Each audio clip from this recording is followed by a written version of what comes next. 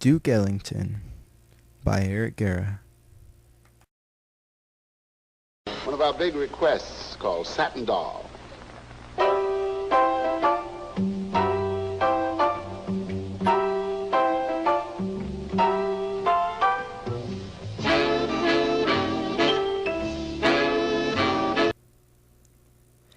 Edward Kennedy Ellington was born on April 29, 1899 in Washington, D.C.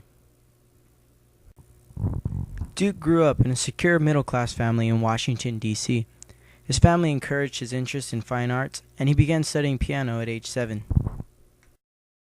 His mother and father were pianists. Duke loved baseball. He balanced his games with piano lessons. Inspired by ragtime performers, he began to perform professionally at age 17. Duke was a great composer. Before he even learned to write music, he made compositions by memory alone.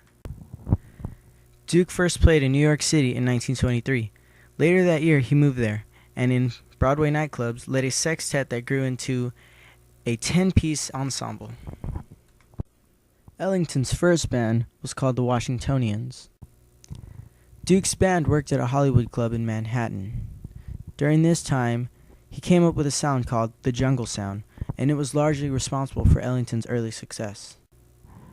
The group recorded their first record in 1924, Choo Choo, Gotta Hurry Home, and Rainy Nights, Rainy Days, but the band didn't hit the big time until after acquiring Irving Miller's, their manager and publisher, in 1926.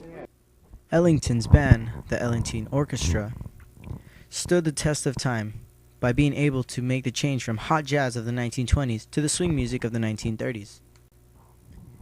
Duke's most famous compositions were It Don't Mean a Thing If It Ain't Got That Swing, Cocktails for Two, Ellington at Newport, Diminuendo and Crescendo in Blue, Far East Suite, Black, Brown, and Beige, Black and Tan Fantasy, Take the A Train, and Mood Indigo.